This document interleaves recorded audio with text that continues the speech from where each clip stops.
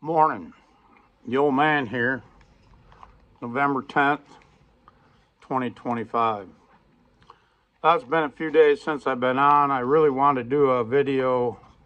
Uh, I've been crunching a lot of data and, excuse me, taking in a lot of information, all kinds of good things to bring to you, or actually bad things, but good information that will help you see where things are at.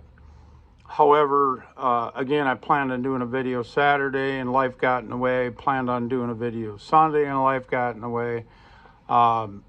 Sunday mostly got a lot of work done around the shop. I feel that we have been busy, but I think we're going to be extremely busy from now to the end of the year. I buy and sell guns, and I look at it as providing liquidity. Normally, in normal times, I just sell firearms. I buy a few, I sell a few, whatever. But over the last couple of years, things have really changed. I'm seeing, I think of firearms, especially now. I've always kind of thought this, but actually it's come to the forefront. And today I look at firearms as generational wealth. And I've heard it over and over and over again. I inherited Grandpa's gun, and we're going to keep it in the family, and blah blah blah blah blah. That's cool, and I really do. I think that's a great idea, and I think it's very sad. In some cases, people just don't care, and they're selling the firearms. They're getting rid of that generational wealth. They have no interest in it, and they're just getting rid of it and trading it for fiat. And in many cases, maybe they're doing it because they need to pay a bill, and that in itself is sad. So these firearms may have been in the family for 50, 60, 70, 80, maybe even 100 years. Some of these firearms have been in the family, and now they're selling it for fiat. That's sad, but it also shows you the times and where we're at. So I look at this as now it's changing from just selling firearms and people investing in firearms to some degree. I look at it now as providing liquidity. However, the sad thing is there's so many firearms coming out of the woodwork, it's driving the value down. And a lot of these just generic guns that are been sold cheap over the years, honestly, today the value in some of these guns are so low that it's almost not even worth my paperwork in order to take those guns in. And in some cases, let's say firearms I would have passed on in the past, I am now buying for parts and selling parts on eBay. So things are changing, but like I said, I look at it as providing liquidity. And I saw a lot of things around the shop that need to be taken care of. We got lights in the back, I had to replace a couple ballasts. I put in, probably 10, 12 new light bulbs. I mean, it doesn't sound like a big job, but it needs to be done. Somebody needs to do the maintenance. And again, I'm a cheap old German, and I'm not going to pay somebody to do the maintenance I can do myself. So, I've been working on those kind of projects. I got a sign that sits out by the road here that one day CPLs, and that thing, a friend of mine built it for me 9 years ago, and it was just painted, just pine, and there's nothing special about it. And luckily, actually, it's lasted 9 years, honestly, and I really do appreciate what he did for me. At the time, I didn't have the time or really even the money to do it. Things were tight at the time, but things change. And then last year, the plow guy caught one leg of it with the edge of the plow. Not his fault, he couldn't see it, and it was a little too close to the driveway anyways. And I just limped along, and now I figured, it's time to get out there, buy some wood, and build a new one. So that's one of the projects I worked on this weekend. The other goofy thing is my truck needs brake jobs, and I ordered brakes and shoes and that from Detroit Axle, and of course they took forever to ship, and now they're not going to be here till Monday today. So that project I didn't get to work on, so I figured I might as well work on some of these other things, and we got that taken care of. But at any rate, that's where I'm at. Like I said, I'm looking at this as providing liquidity, and I think we're going to see a lot more firearms between now and the end of the year, and even going into the first of next year. Well, at least a year-long run of buying, providing liquidity, buying guns, moving guns, and that takes a fair amount of labor. And basically, when we're rocking and rolling on something like that, it's not only just selling guns out the front door, of which is just our local economy can only support so much. We're also selling quite a bit on GunBroker, so that takes more labor, not only taking photos and getting them on GunBroker, but boxing them up and shipping them as well, and somebody handling the paperwork, getting the FFLs and blah, blah, blah, blah, blah. So it's a little bit more labor intensive, and that doesn't give me much time, because a lot of times after work, if I got 6 guns that are selling on GunBroker, I'll box them up after work. Therefore, the labor I do have can work on something else. Taking care of customers, getting guns on GunBroker, whatever the case might be. So I'm going to find, as time goes on and we get more and more firearms for sale, I'll be busier and busier and won't have time, I believe, is the way it's going to go. I won't have time to take care of all these little projects. So right now, before I think the wall hits, it's already significantly changed over the last 6 months.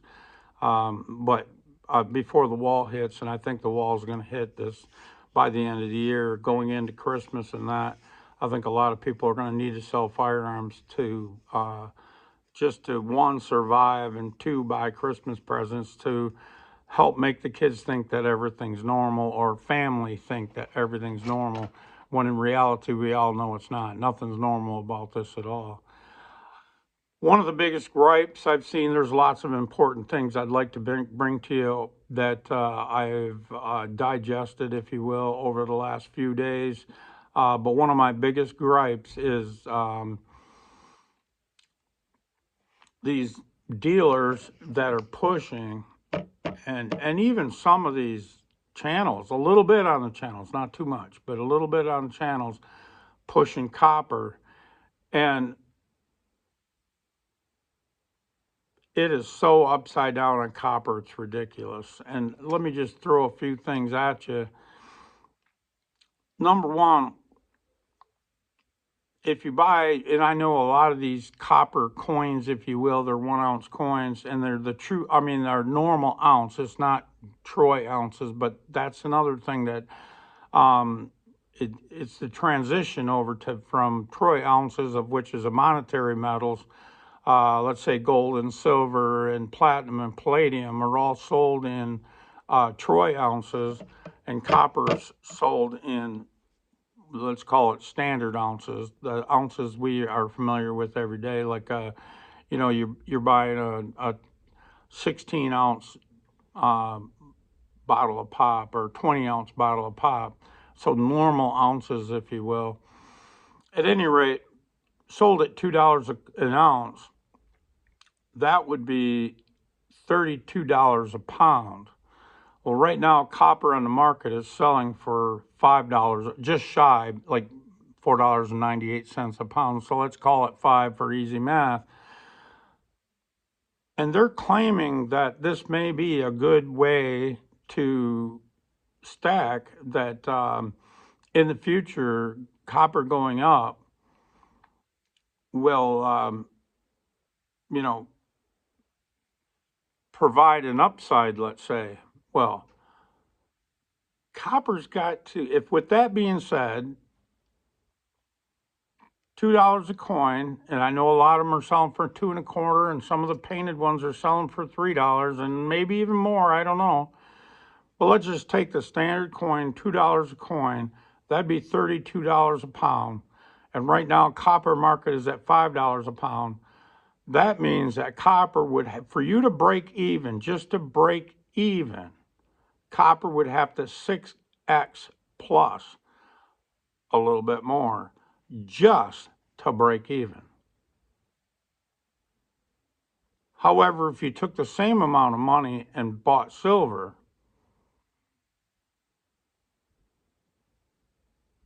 you could be even by the end of the year, even if you paid let's say $2 per ounce premium on that silver over spot.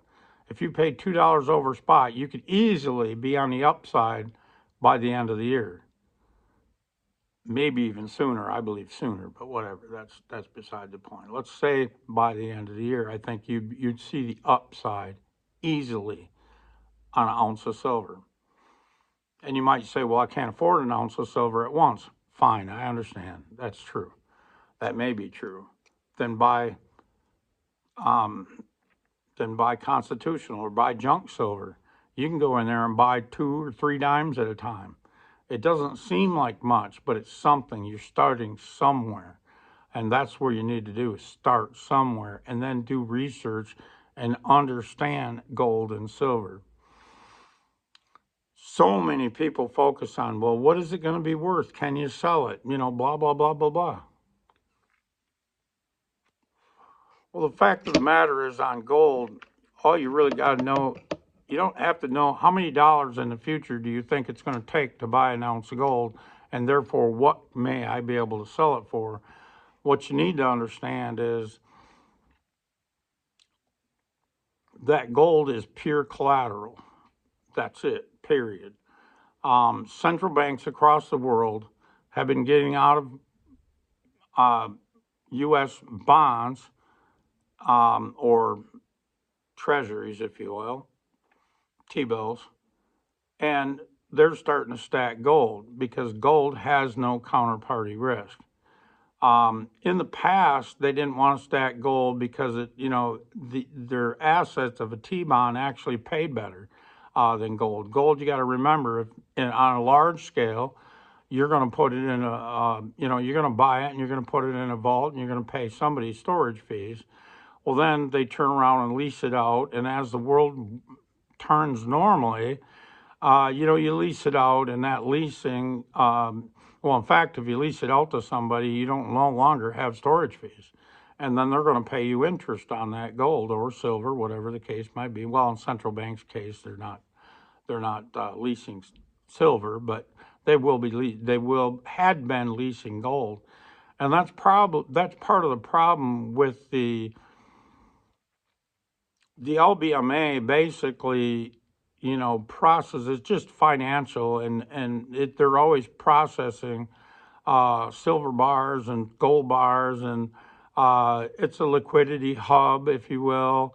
And most people, they speculate on gold and silver, and they're never really taking possession of the silver. For the most part, very few would take possession of the silver the contract that they bought. Only maybe refiners or manufacturers, if you're manufacturing gold jewelry, well, then you'd buy a gold contract and you'd take delivery. But that is fairly rare compared to the financial system that bought in gold, silver by the millions of ounces every day. And basically, that's just a paper shuffle.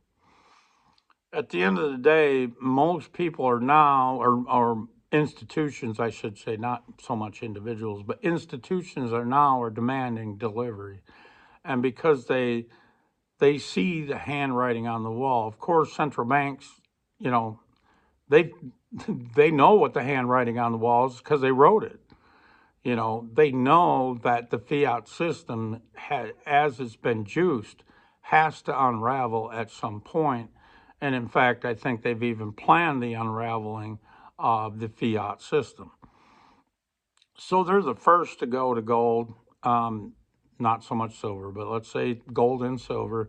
They're basically writing the book on it, providing, the reason, if they don't believe in the fake fiat system that they created, they know it's going to collapse and they're stacking gold, then everybody else is looking at it as well, especially large financial institutions looking at it as well and going, holy shit. They're getting out of T-bonds and they're stacking gold. Something's wrong. We got to pivot too. So maybe they did it just as a copycat at first, not understanding or seeing where things are going, but they slowly rotate their position in gold, or let's say they buy less T-bonds and they buy more gold. And at some point, and I think that's the inflection point we're at, in normal times, let's say from 2000, 2001 to roughly 23, mid 23, gold was going up 9.8% a year on average. Now it's off of that a little bit, but let's say on average over those 23 and a half years, it was going up 9.8%, let's call it 10% a year. And I think that basically told you the real inflation rate across the world. Now, your inflation rate might have been more, your inflation might have been less, but average across the world, that gold going up 9.8% a year on average was telling you the real inflation rate across the world. So since 23, though, let's say mid-year 23, gold has doubled. What does that tell you? Should tell you a lot. In fact, you should be panicking. I don't saying you should panic buy. What you should be doing is looking at everything you got that's paper and going, holy shit, what if everything unravels? Do I want everything in paper?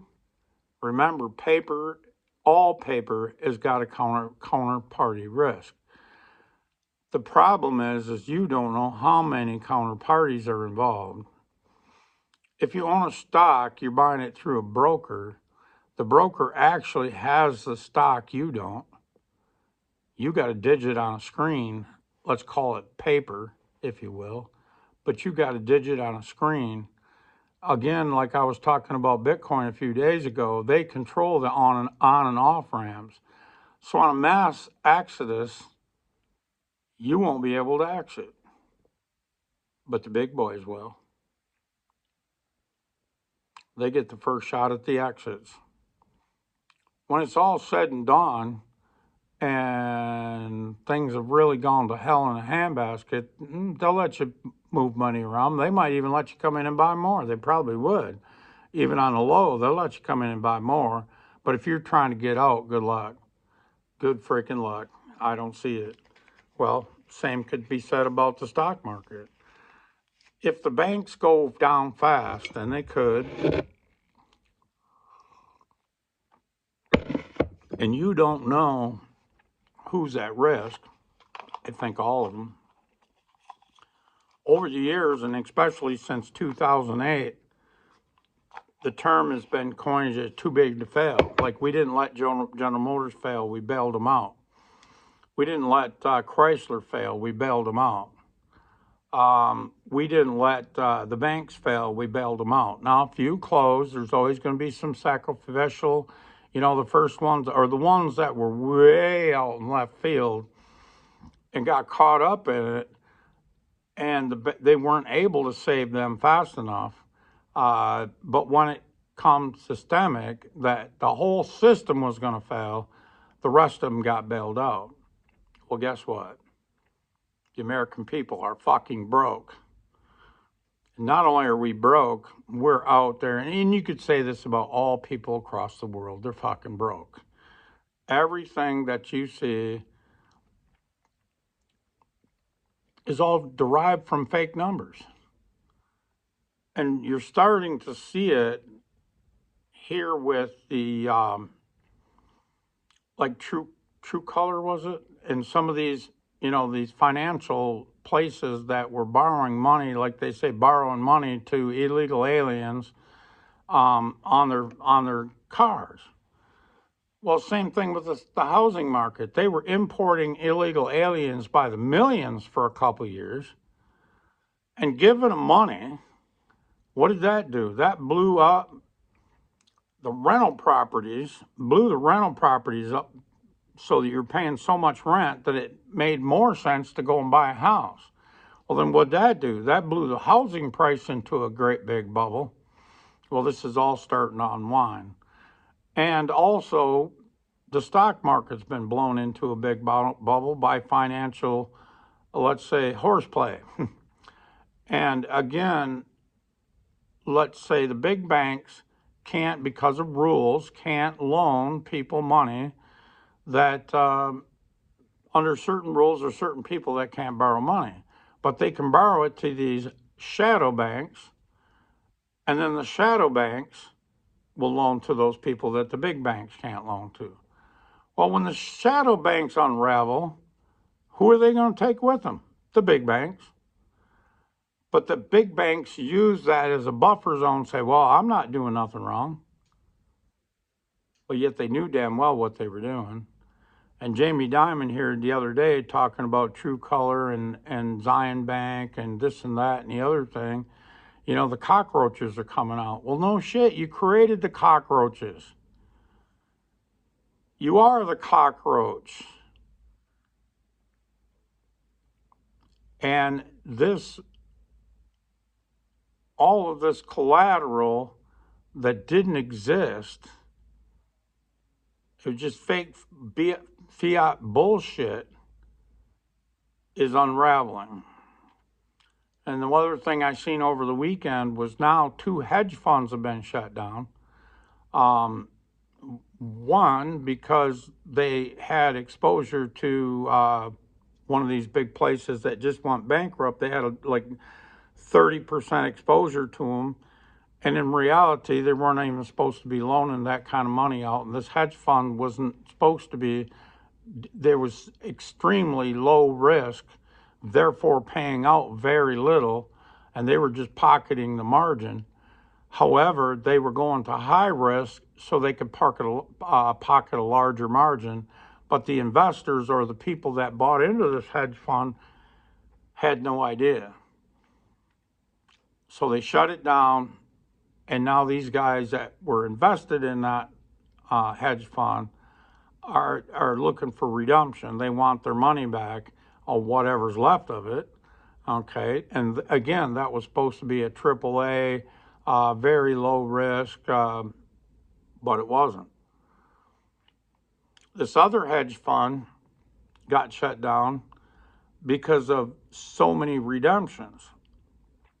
Again, they haven't come out and said that, well, these guys were also involved in whatever, but obviously whatever they were involved in was far more riskier than their clients were told. And that's the big thing. These big investors now, you're starting to see this shit unravel.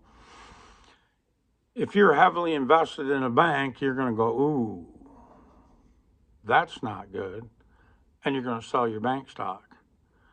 If you're heavily invested in one of these hedge funds and it's supposed to be super low risk, well, now all of a sudden, you might have bought into it, you believed them, you never really paid much attention. It's like, yeah, whatever, they're AAA rated, that's good. I'm not getting much of a return, but at least I'm getting a return. They got to park their money. Some monies they have to park somewhere. And a lot of these insurance companies are parking their money in these hedge funds. They need all kinds of durations of payout, and some of it's got to be really short-term payout, and it's got to be very, very low risk.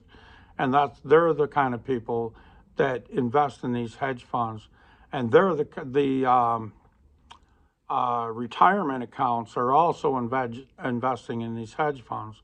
Now, if you're managing a retirement account, now you're starting to wonder, oh shit, am I exposed to this? And now you're wanting to see their books.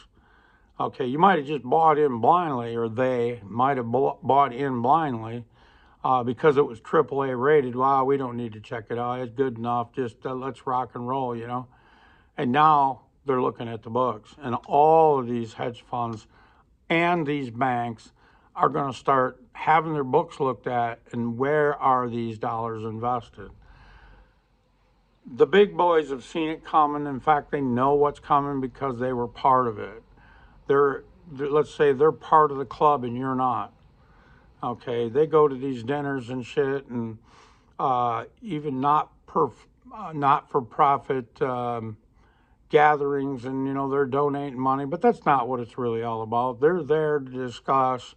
Maybe the girls are there to drink and show off all the shit, but the guys are there in their black suits and they're talking. They're standing around with a drink in their hand, and okay, what are we doing now? Where are we at? What are we doing? What's your take on it? Blah blah blah blah blah.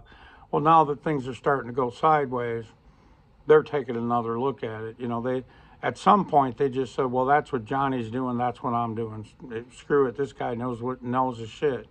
Well, now it's like, oh, well, I got to question what the hell Johnny was doing, because Johnny's always been out there in left field. So I better take a step back and look at it. And those guys, as they find out the truth, if you will, their portfolio is changing, and they're changing that portfolio to gold, at least a percentage of it. I'm not saying they're going 100% all in, but they've got to have something when everything goes sideways. At least 20% of their, let's say the 20% of their net wealth or net worth has got to be in gold. And if they had a 0% exposure to gold, or 0.2% exposure to gold, or 0.5% of exposure to gold, now they're finding themselves having to get, and like these banks are even suggesting, dump half your bonds, because they ain't going to pay.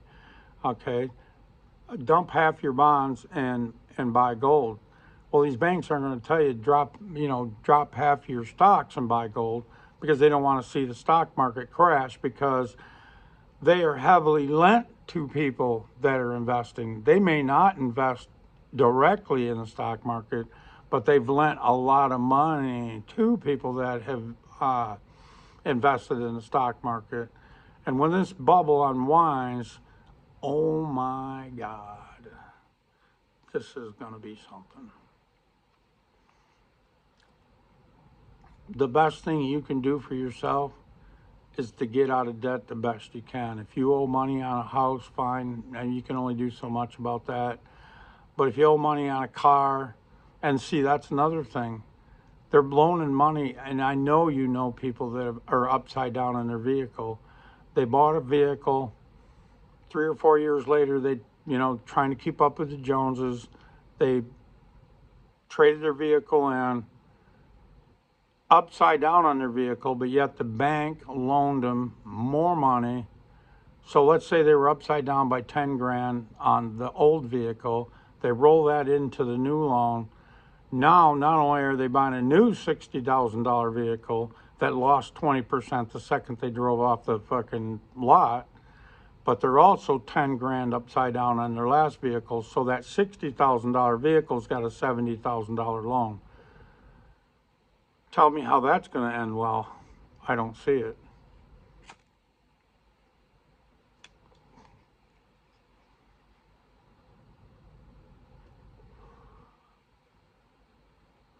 At the end of the day, it doesn't matter what price gold is. At the end of the day, it doesn't matter. The thing to know is it's going up, mostly because all of these guys, including the central banks, know where all this fake Fugazi shit, they know where all the bodies are buried. They know what the problems are. They designed the problems. But the average guy is going to be the one that takes it in chin, the hardest. Everybody's going to take it on chin, banks and everything else. But in 2008, we were able to bail out the banks, and we were able to bail out General Motors and Ford, or not Ford, but General Motors and Chrysler. But this time, the depth is so bad, they can't all be bailed out. They keep talking, many people talk about too big to fail. That's not true. They can't bail them all out. They can't.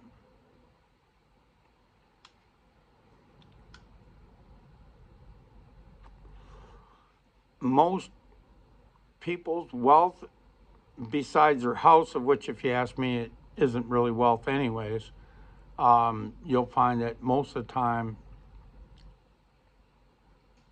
the numbers are just Fugazi. They push the price of homes up artificially, and you wind up paying more taxes on it. And you're paying so much interest over the years that really at the end of the day, you're not up. You broke even at best. And in reality, by the time you figure out how much money you put into the house to keep it up, you're upside down in your house, typically. So the last thing would be your stock market portfolio. One of two things, if not both, are going to happen. Your stock market depreciates, your portfolio depreciates significantly. And again, remember, they control the on and off ramps.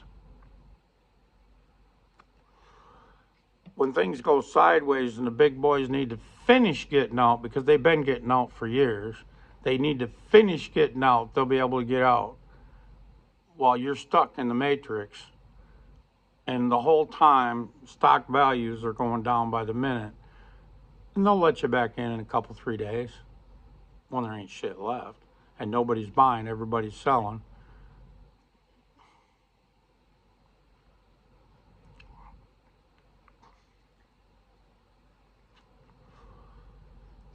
Getting back to the beginning, and I'm almost done here, but getting back to the beginning, the one thing I did not mention about the copper was, okay, so a $2 coin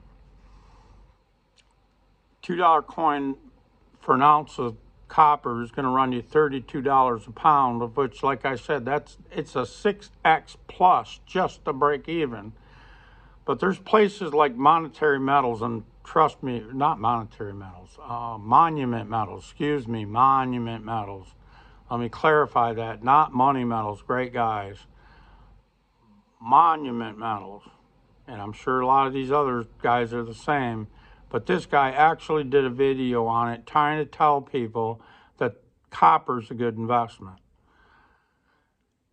He was selling a monster box, 500 ounces of copper bars.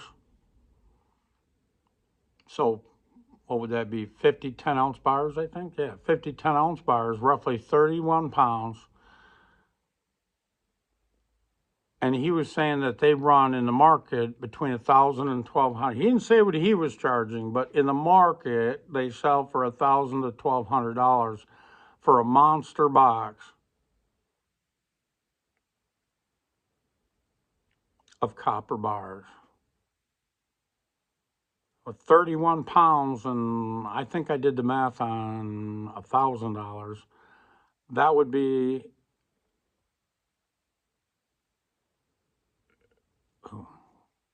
I wrote a note down, it doesn't make sense now. 31 pounds, oh, I know what it is. 31 pounds at $5 a pound would be $155 in copper, right? And it's selling for $1,000 to $1,200. Oh my God, you want to talk about a fleecing? Do not make the mistake of buying copper rounds. Now, I got a few here in the shop. Anybody that's ever bought them, I told them it's not an investment. It's novelty. It's $2, and if you want to buy something cool for the grandkids, for Christmas or something like that, and you don't want to spend a lot of money, let's say it's a stocking stuffer, you're spending your money elsewhere, but you want just an inexpensive stocking stuffer, then fine, $2 an ounce, or yeah, $2 an ounce is fine. But if you're buying it for an investment, oh hell no. Again, you got to do at least a 6x to break even. I don't know about you, but copper's a long ways away from doing a 6x. You'd be so much better off spending that. Let's say it was $1,000 on $1,000 worth of silver. Now, you don't get that much silver for $1,000 anymore, but you really don't hardly get any gold for $1,000. In fact, a tube of 20 generic ounces is going to run you about $1,000 anymore, a little bit more, a little less, whatever. But it'd be in the neighborhood of $1,000 for 20 ounces of, let's say, buffaloes. Okay. But like I said, even if you paid a $2 premium on that, you're going to be in the green. You're going to be on the upside by the end of the year for sure. Maybe by the end of the month. But let's say the end of the year. It before copper makes a 6x move, and maybe it will. But that's 6x to break even, not to gain. And what do you think is going to gain more in, let's say, the next 5 years? Gold, silver, or copper? What's going to have the better move? I think silver's going to have the better move. But if you want to be more conservative and less risk of a loss, I would go with copper. I'd go with gold. That's where I'm at. I really appreciate you guys checking in with me. Before you check out, please like, and if you haven't already subscribed, subscribe. And if you really like the content, I'd appreciate it if you would share it with others. There's a lot of people that need to hear about sound money. I appreciate it, guys. Have a great one.